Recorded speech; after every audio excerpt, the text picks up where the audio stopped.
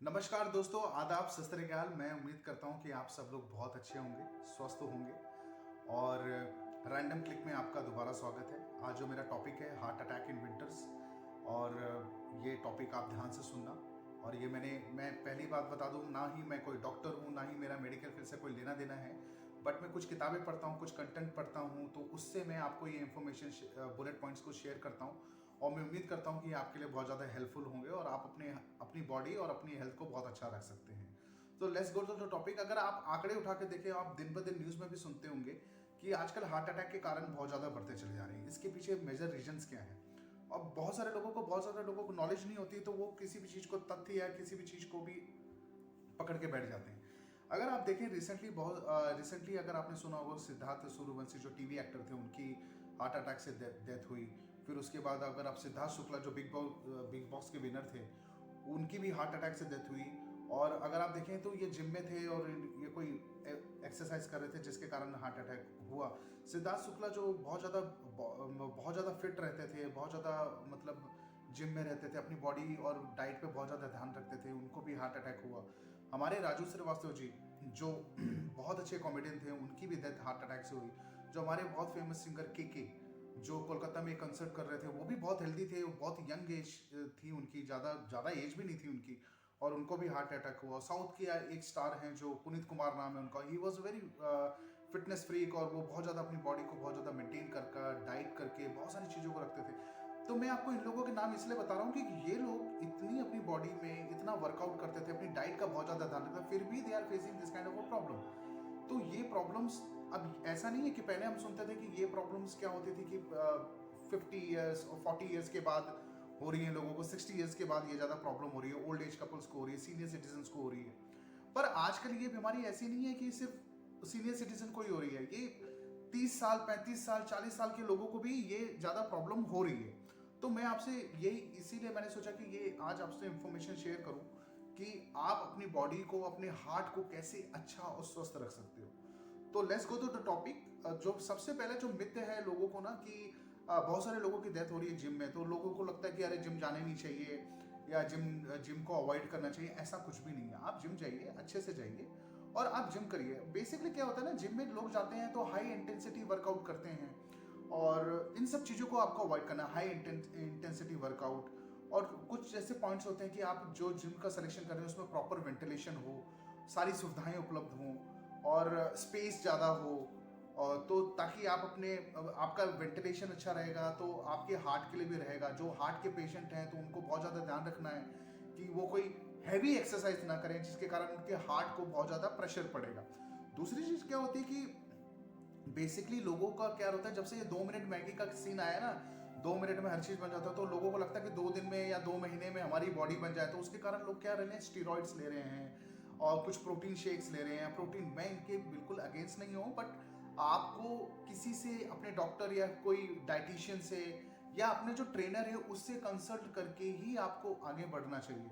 दूसरी चीज क्या होती है कि अगर आप जिम ज्वाइन करते हैं तो आपको एक चीज का बहुत ज्यादा ध्यान रखना है। अगर आप कोई मेडिकेशन में है, या आप कोई मेडिसिन ले रहे हैं, या आपको कोई बीमारी है, या कोई बीमारी है आपको, और आप, अमूमन लोग क्या सोचते हैं, वो बताते नहीं है। आपको अपने ट्रेनर को खुल के आपको बताना चाहिए कि आप किस टाइप की मेडिटेशन ले रहे हैं, आप कौन सी दवाइयाँ खा रहे हैं, और आपको कौन सी दिक्कत है। तो अकॉर्डिंग टू दैट आपका जो ट्रेनर होगा, आपका एक बढ़िया अच्छा एक शेड्यूल, एक एक प्लान करके देगा जिसमें आपको कौन सी एक्सरसाइज करनी चाहिए, कौन सी एक्सरसाइज अवॉइड करनी चाहिए, आपको क्या डाइट फॉलो करना चाहिए, ये सब।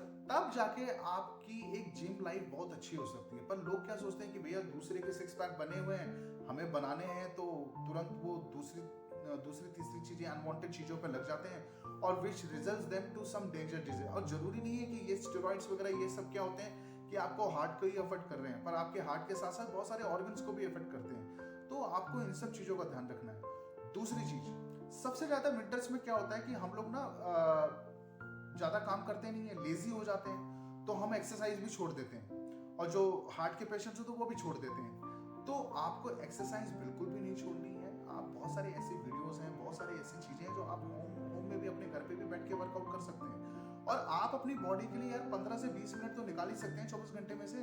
अगर आप अपनी बॉडी के लिए 15 या 20 मिनट भी नहीं निकाल सकते हैं तो फिर यू कैन नॉट एक्सपेक्ट कि आपकी बॉडी बहुत हेल्दी होगी और आपकी सारे ऑर्गन्स अच्छे से काम करेंगे। तो फर्स्ट ऑफ ऑल आपको अपनी बॉडी के लिए 15 से 20 मिनट तो निकालने ही चाहिए और आपको अपनी एक्सरसाइज बिल्कुल नहीं छोड़नी चाहिए। अरे आप एक्सरसाइज नहीं कर सकते हो तो एटलीस्ट आप योगा तो कर सकते हो। 30 मिनट्स ऑफ योगा सबसे बेस्ट है। हमारे बुजुर्ग भी कहते हैं कि मस्त रहो स्वस्थ रहो।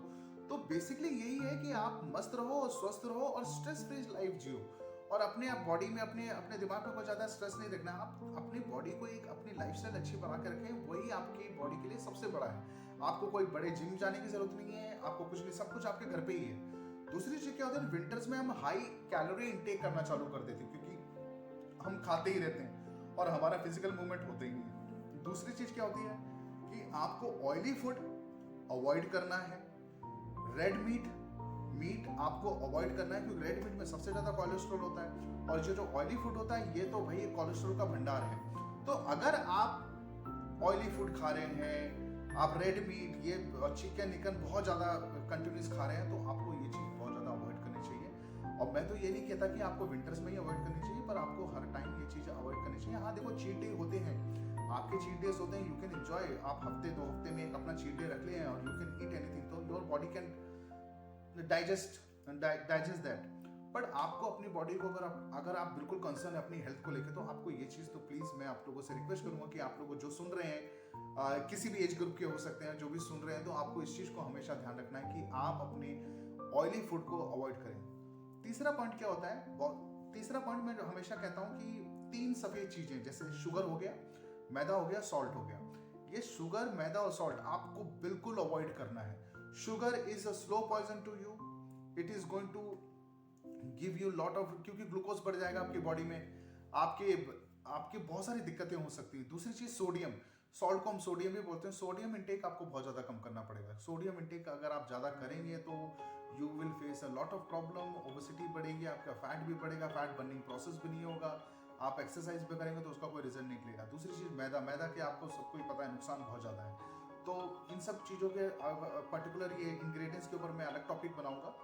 और फिर इसके बाद क्या होता है कि बहुत ज़्यादा लोगों का क्या होता है कि शादियों में जा रहे होते हैं। अब विंटर्स के टाइम पे सबसे ज़्यादा शादियाँ होती हैं, दे दबा के चल रहा है, तो आपको ये सारी चीज़ें अवॉइड करनी है। अगर आपके घर में ओल्ड सिटीजन्स हैं, अगर कोई हार्ट के पेशेंट है, तो आपको उनको बोलना चाहिए कि आपको ये सब चीज़ें, आप अपनी डाइट बिल्कुल मिनिमम रखें। आप अपने विंटर्स के टाइम पे कितनी अच्छी सीजनल वेजिटेबल्स आती हैं, सीजनल फ्रूट्स आते हैं, आप उनको खाइए। आप ऑयल फ्री फूड भी खाइए। मैं तो आपको यही सजेस्ट कर, शादियों में जा रहे हो, मैं ये नहीं कहता कि आप शादियों में जाओ खाओ मत, खाओ थोड़ा सा लेवल में खाओ, क्योंकि आपको पता है कि you are giving something extra to your body and which is going to hurt you, which is going to affect you, which is going to hurt you as well as, and which is going to affect your health as well. So you need to maintain that diet balance in your body. दूसरी चीज क्या होती है कि सर्दियों में क्या होता है, जो when you exposed to freezing environment, your nerves get contract. तो उसके कारण क्या होता है, जब आपकी नर्व्स जब सिकुड़ने लग जाती है या कॉन्ट्रैक्ट होने लग जाती है, जिसके कारण आपके ब्लड फ्लो बहुत ज़्यादा कम हो जाता है, तो उस कारण क्या होता है, आपके हार्ट को बहुत ज़्यादा काम करना पड़ता है। फिर दूसरी चीज़ क्या होती है कि नाइट्रस ऑक्साइड जिसको हम बोलते हैं, वो आपके नर्व्स के फंक्शंस को मेंटेन करने के लिए बहुत ज़्यादा हेल्प करती है, पर वो बहुत आपकी विंटर्स में बहुत ज़्यादा कम बनने लग जाता है आपकी बॉडी में, जिसके कारण ब्लड फ्लो इफेक्ट होता है। तो ये भी एक कारण हो सकता है कि आप अपने हार्ट को आपका हार्ट ट्रबल में आ सकता है। दूसरी चीज़ क्या होती है कि अब आपको ये सारी चीज़ें तो पता है।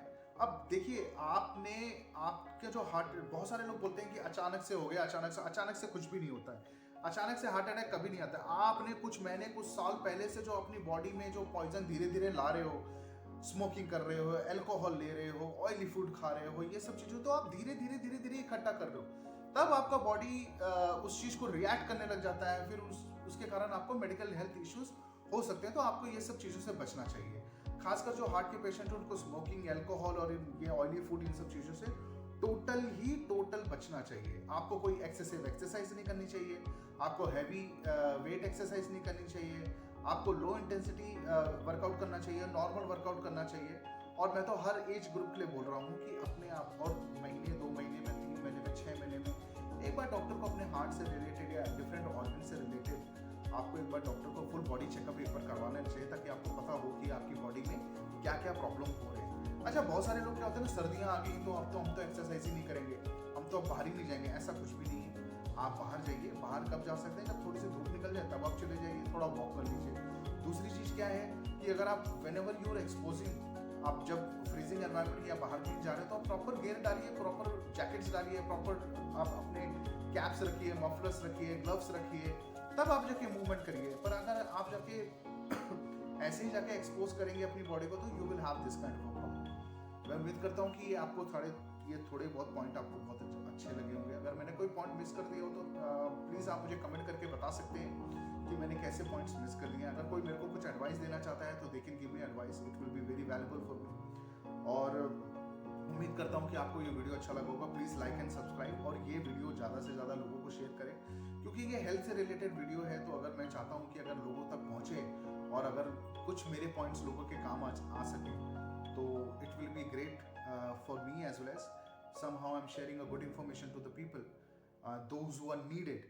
और ये हर एज ग्रुप के लिए है। तो अगर आप इन सब चीज़ों का ध्यान रखते हैं तो आप अपनी अच्छी और स्वस्थ लाइफ जी सकते हैं। और I wish you all the best for coming winters in India. And अगर आप लाइक करेंगे, सब्सक्राइब करेंगे, तो मेरा भी प्रोत्साहन और मेरा मोटिवेशन लेवल भी बढ़ता रहेगा। बहुत सारे लोग आजकल यूट्यूब में गोल्डन बटन, सिल्वर बटन दिखाते हैं। यहाँ तो देखो दीवार के पीछे कुछ भी नहीं है, बट अगर आप लोगों का सपोर्ट रहा, प्यार रहा, तो भगवान की दया से जल्दी आपको इन वॉल्स के पीछे कुछ ना कुछ देखने को मिलेगा। ये मेरी स्टार्टिंग जर्नी है यूट्यूब की। एंड आप मेरे को ऐसे ही सपोर्ट और हेल्प करते रहें, ताकि मैं लाइफ में और अच्छा करता रहूँ। And thank you so much. And next video बहुत जल्दी आने वाली है, so it will be also health topic. So see you soon, bye bye, take care, चाओ।